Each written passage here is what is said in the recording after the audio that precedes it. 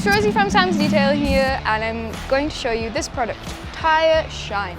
Very simple product for very, very wet looking tyres. It's very, very glossy, so if you want matte, don't use this, don't even go near it, don't even look at it. But if you really want gloss, gloss, gloss, gloss, gloss, go for this. Basically, it works well because of the silicone formula, which is like an oil. So instead of our usual products that are just kind of like, you know, normal consistency, this is extremely runny. So be careful with it, put it on the applicator, and then you put it on, rub it on, a couple dots, and then just spread it out.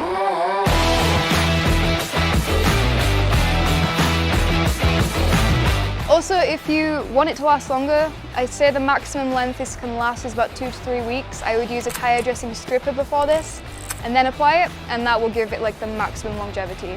And you know, you don't want to do it more than you have to. No one wants to do that. It's getting colder, no one wants that. My favourite part about this is that it is banana scented, like foam bananas from the sweet shop. It's very nice.